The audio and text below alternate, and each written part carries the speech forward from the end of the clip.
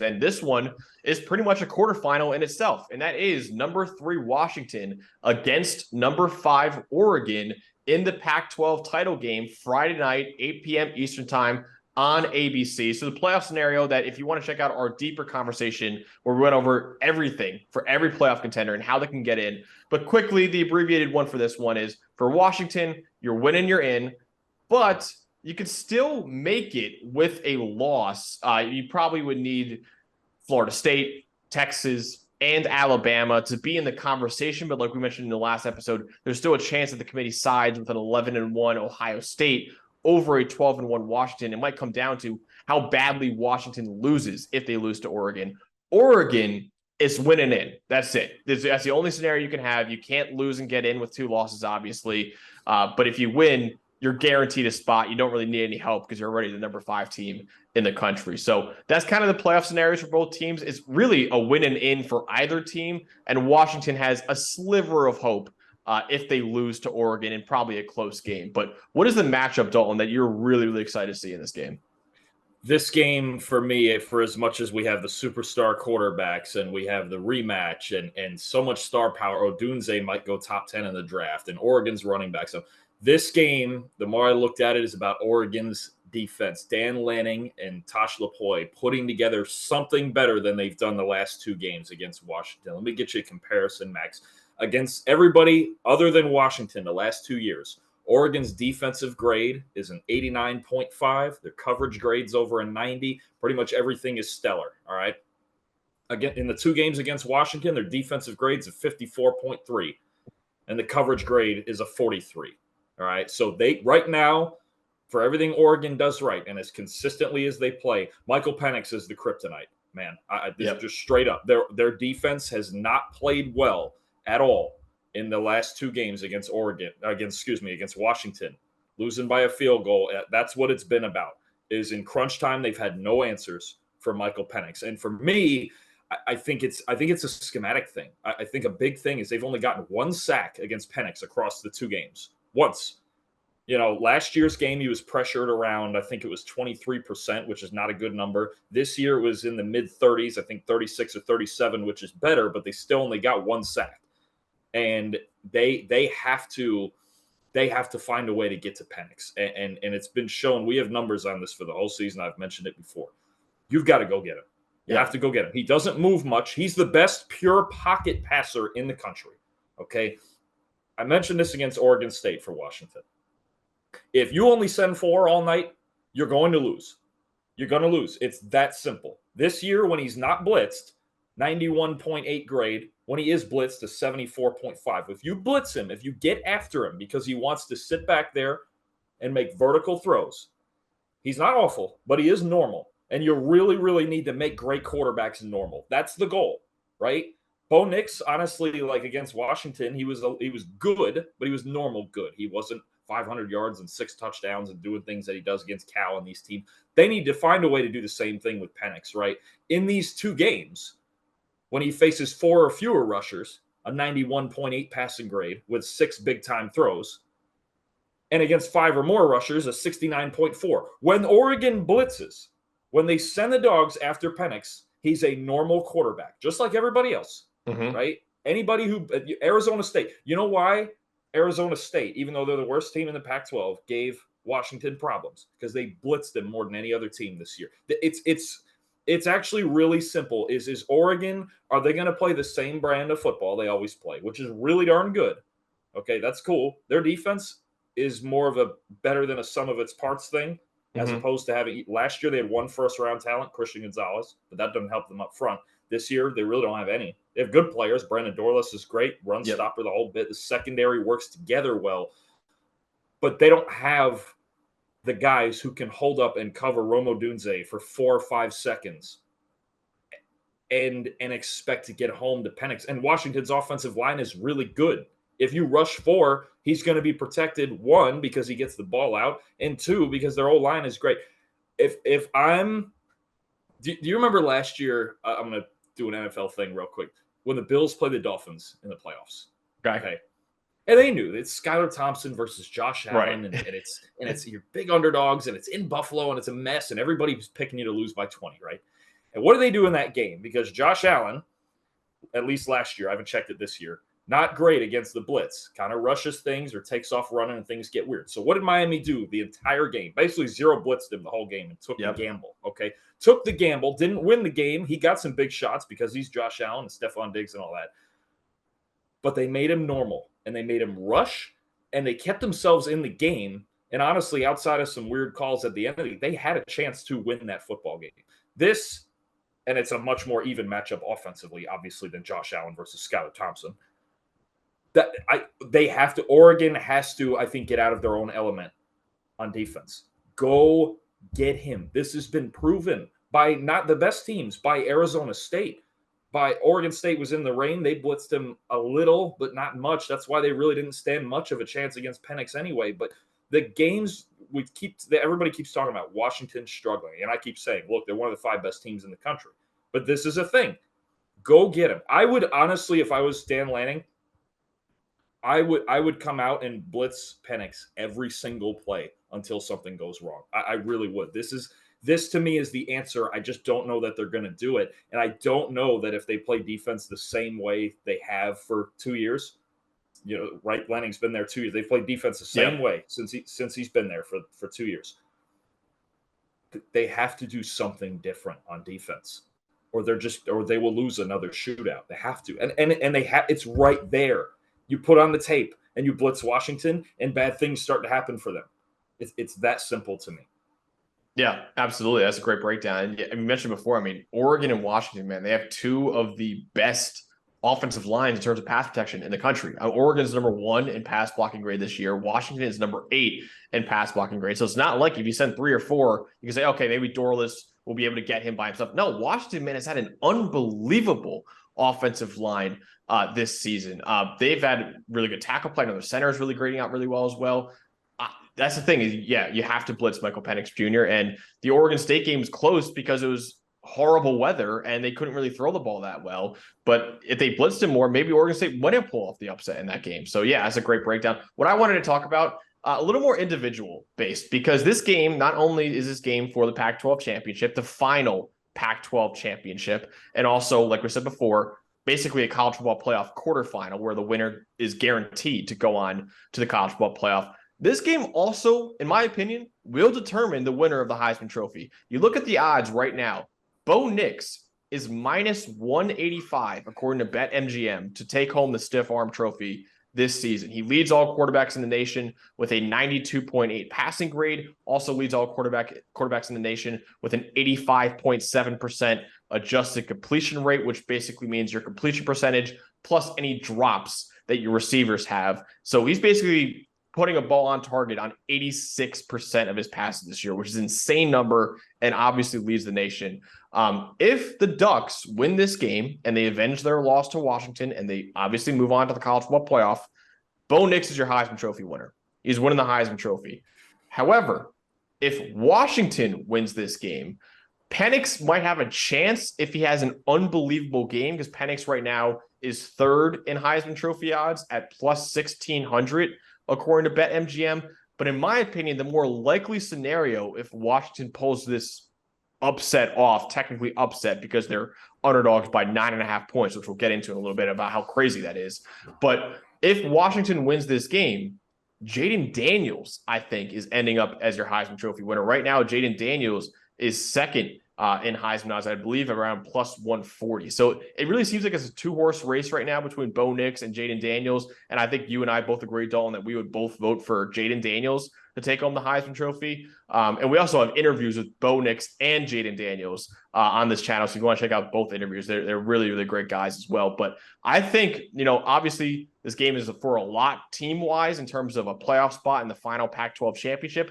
But individually, this will determine who takes home the Heisman Trophy. If Bo Nix wins, he's winning it, in my opinion. I wouldn't vote for him, but he will win it. If Bo Nix loses, I think Jaden Daniels overtakes him as the Heisman frontrunner.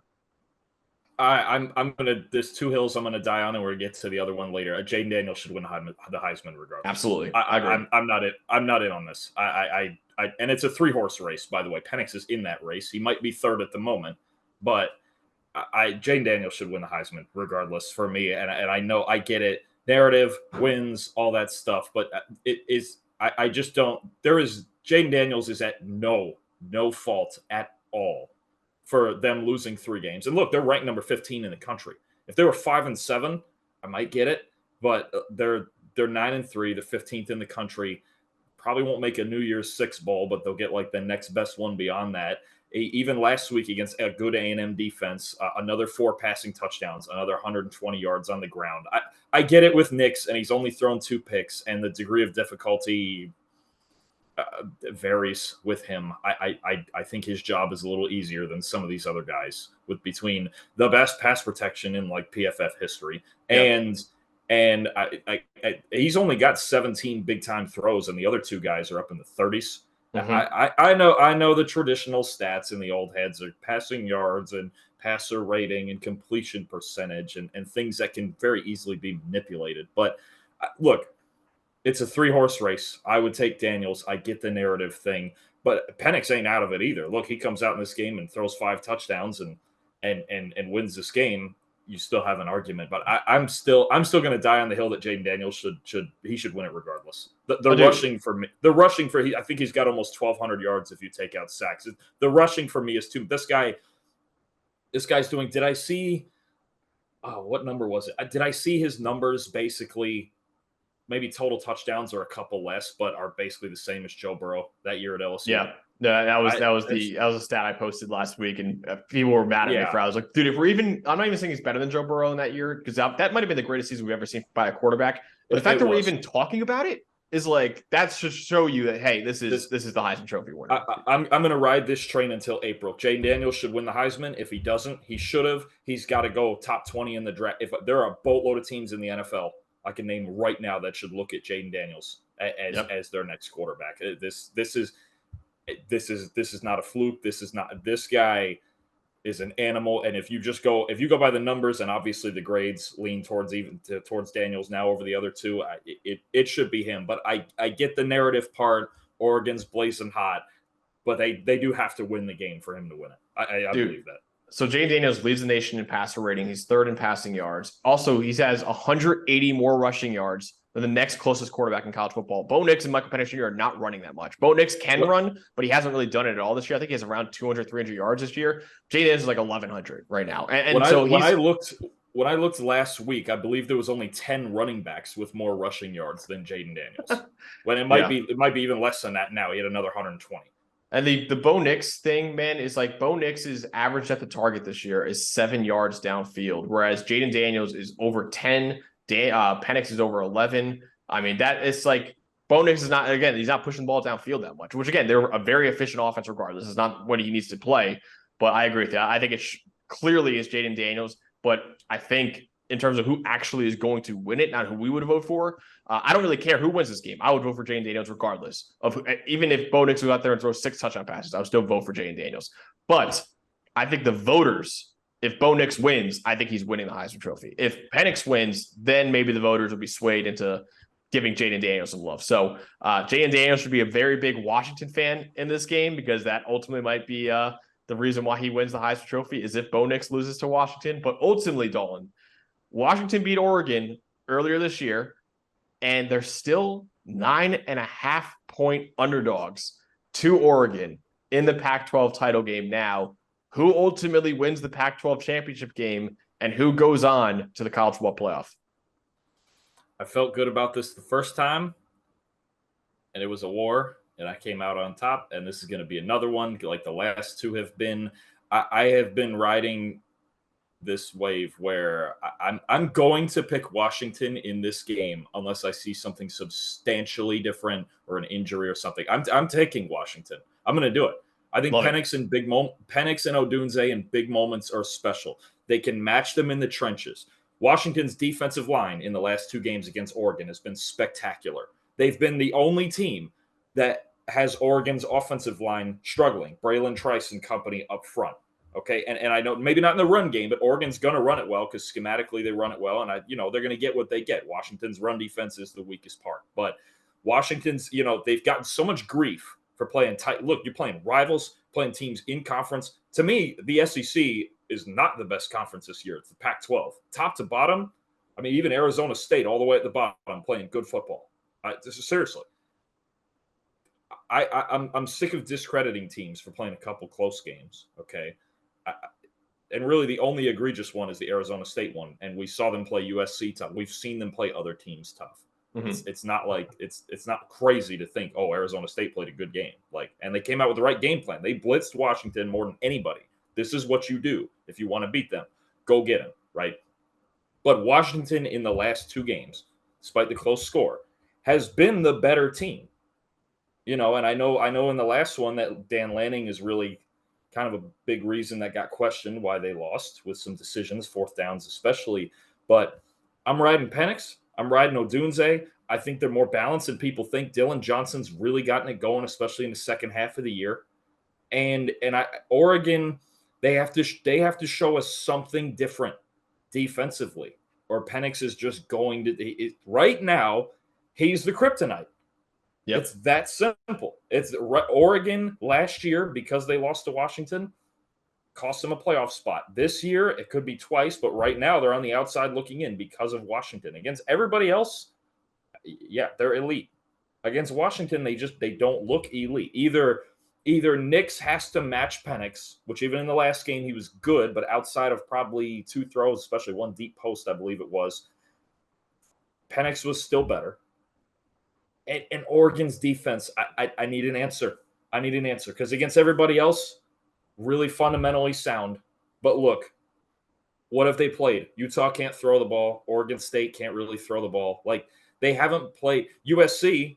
I think they gave up 24. They played a good game against USC. Yeah, 27. But 27. But USC also has their issues. Mm-hmm. I mean, it's just at times it looks clunky, and and Caleb's under such pressure to score because their defense. And look, USC ended the year 7-5. Mm-hmm. So if you want to give me, they played good defense against a 7-5 team. Cool. But Washington, they gave up a few more points, but they also put up 52 on USC. So I'm not concerned with it, really. I've known this for probably a month plus. If we got here, I was going to take Washington in this game regardless. Is it going to be a war? Is it going to be a war? Are these 2 of the 6 best teams in the country? Absolutely. It's going to be a hell of a game. If I'm wrong, I'm wrong. Cool. But and even though close game, the 9.5 is a travesty. I'm not about this. That spread shouldn't be any more than 3. Mm-hmm. You want 3.5 for Oregon? Cool. That's nonsense.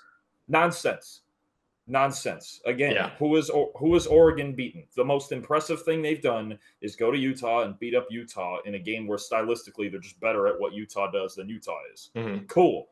I'm going to Washington. High scoring again, same result. Until I see Oregon's defense just play better, I'm taking Penix and the Huskies 41-38. Love it. I love it. I was hoping one of us. I was really considering taking Washington in this game, and I was like, I'm not going to do it. But I will agree with you. I think the 9.5 points is like you said, a travesty. I think, honestly, if I was the betting odds makers for this game, I would have made it a pick'em. I really think this is a pick'em game. I have Oregon winning 34-33, and I have it as a 1-point game because I wanted to make it as close as possible because I genuinely don't know who I would pick in this game. And I leaned Oregon because I do think they're playing better football right now than Washington, and I like what they have all around in this game. Also, it's a neutral site game. It's not at Washington like the first game was. It's in Allegiant Stadium, so you should see a Michael Penix and Bo Nix show is what I'm saying. So you're not going to have any bad weather. It's in a dome, so it should be an unbelievable offensive game. I think Oregon's going to come out on top 34-33. I think they avenged their earlier loss. I think they play a little bit better defense. I just don't know if Washington, I think Oregon is a much more well-rounded offense. I do love Dylan Johnson. I think he's a really underrated back, but I think Oregon overall is a more well-rounded offense that I think Washington's defense in this game might struggle to defend a little bit more. So I got Oregon in a close one. I don't think they're going to cover the 9.5 points. So if you're a betting man, both Dalton and I are highly recommending taking Washington plus 9.5 in this game. Even Washington money line, I would argue as well. I don't even know what the money line is right now, but I'm sure it's very, very enticing because, man, plus 9.5. I don't understand that, man. It's not like Washington is down Michael Penix Jr. It's not like they're down any of their star players. I refuse. For me, more than anything else, we've seen it front to back really for 2 years. I I refuse, and especially in big moments, I refuse to bet against Penix. I'm not doing it. That guy makes special throws at special times. I absolutely refuse to bet against Michael Penix. Washington is basically plus 300 to win this game. 3-1 odds you're getting to beat for Washington to win this game. I think that's insane, man. I think it should almost be even money for Washington to win this game. So I would take Washington money line, take Washington spread. I don't think Oregon is covering this 9.5 points. I think this is a very even game. I do think Oregon's going to win, but I think it's by 1 point, 34-33 final score. I think, and the Huskies, now if they lose, now it's a Friday night game. That means every other Power 5 game is in front of you. You go home, you sit on the couch, and you just hope for chaos because, like I said before, there's still a path for Washington, a small path, but there's still a hope for Washington if chaos ensues. And if I think Washington's losing by 1 point, that's enough for them to jump over Ohio State in the final discussion if it comes to that. So now you want, obviously, Florida State, Texas, and Alabama to lose for it to come to that, and Washington to sneak in at number 4.